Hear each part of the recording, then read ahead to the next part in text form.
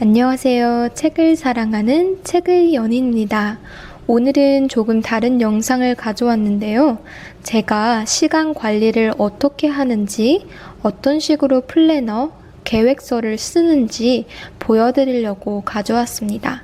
이 영상이 조금이나마 여러분께 시간 관리하는 데 있어서 또는 공부 자극이 되는 데 있어서 도움이 되었으면 하는 마음으로 촬영을 시작하도록 하겠습니다. 일단 저는 하루도 빠짐없이 매일매일 시간표를 써야만 하는 그런 타입이에요.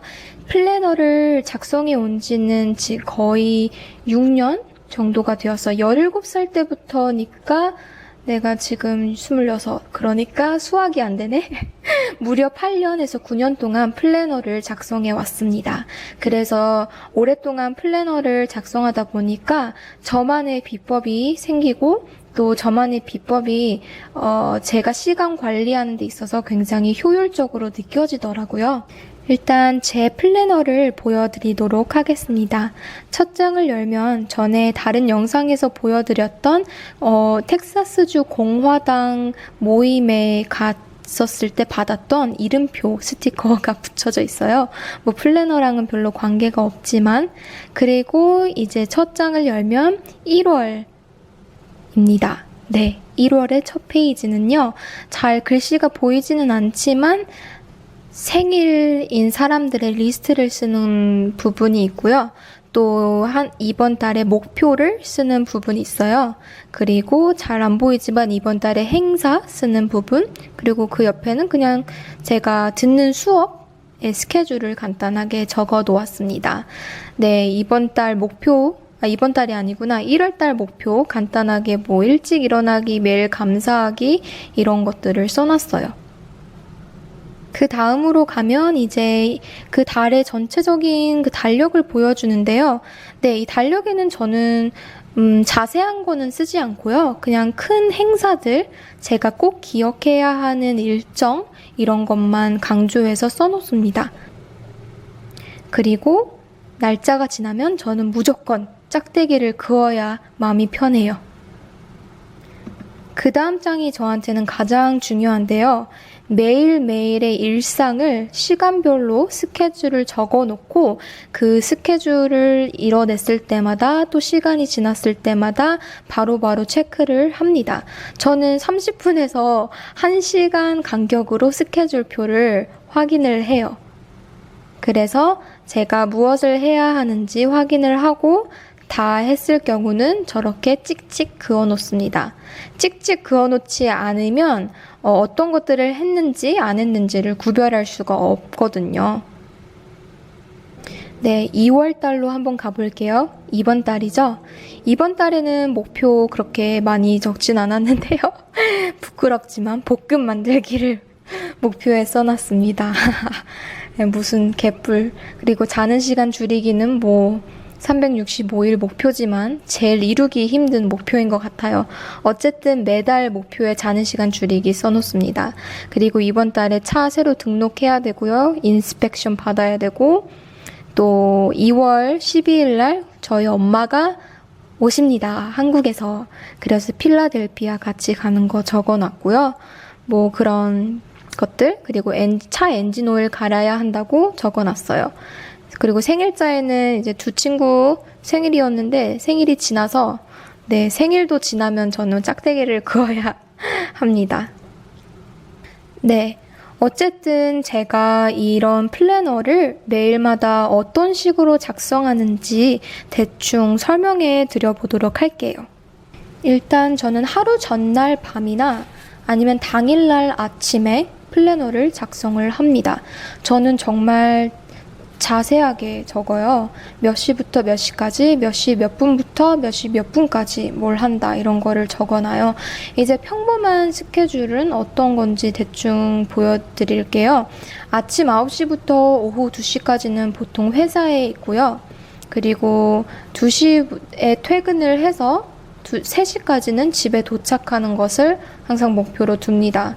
그리고 3시부터 잠자는 시간까지 보통 과제를 하는데 어떤 과제를 몇 시부터 몇 시까지 할지를 시간대로 다 적어 놓고 그것을 기록한 것을 보면서 합니다. 그래서 플래너를 작성할 때 3시부터 4시까지 경제학 숙제를 하고 4시부터 5시까지는 지리학 숙제를 하고 5시부터 6시까지는 독서를 하고 6시부터 7시까지는 저녁 먹고 쉬는 시간 또 7시부터 8시까지는 운동 막 이런 식으로 스케줄을 적습니다. 물론 다 지키는 건 아니에요. 스케줄이 변동될 때도 있고 또 공부하는 스케줄로 가득 채워놨지만 친구를 만나러 가게 되는 경우도 있어요. 하지만 그럴 때는 언제든지 수정할 수 있으니까요. 플래너를 작성하는 이유는 단지 시간을 관리하기 위해서이지 내가 플래너를 작성했다고 해서 무조건 그것을 따라가야 되는 건 아니에요. 제 생각은 그래요. 네. 어쨌든 저는 30분, 1시간 간격으로 플래너를 확인을 하고요. 그리고 플래너를 볼 때마다 제가 해낸 거는 이제 쭉쭉 짝대기를 긋고 안 한 거, 못한 것들은 X표를 칩니다. 그래서 이제 하루 끝에 아니면 그 다음날 봤을 때 내가 어떤 것을 했는지 어떤 것을 안 했는지를 확인할 수가 있어요. 그래서 X표가 쳐져 있는 것들은 그 다음날 플래너 다시 작성합니다. 제가 말씀드렸다시피 플래너를 작성한다고 해서 100% 그 시간을 다 지킬 수 있는 것은 아니에요.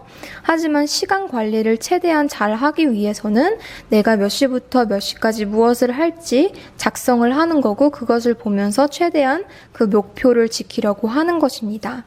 저는 플래너를 작성할 때 제가 지켜낼 수 있는 시간보다 조금 과장되게 조금 더 힘든 스케줄로 작성을 해요. 왜냐하면은 100점을 목표로 공부를 해야 90점, 80점을 맞을 수 있듯이 시간도 24시간을 관리를 겨냥을 해야지 그 중에서 12시간이라도 효과적으로 관리를 할 수 있거든요. 그럼 플래너를 작성하는 데 시간을 너무 많이 투자하는 것 아닌가요? 라고 생각하시는 분들도 계실 텐데요.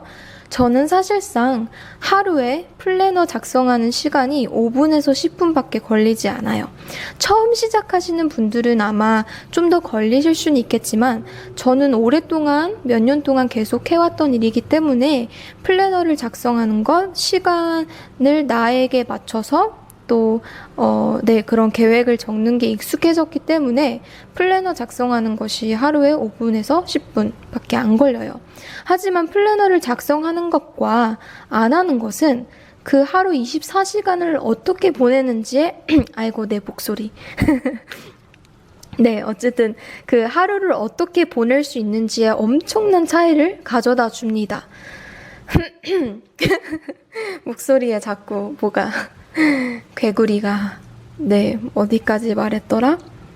네, 어쨌든 포인트는 여러분 플래너를 하루에 딱 10분만 투자를 해서 하루 계획표를 작성을 하신다면 그 10분 투자한 계획표 덕분에 여러분의 24시간을 굳이 말하면 23시간 50분을 잘 관리해서 효과적으로 시간을 보낼 수 있을 것입니다.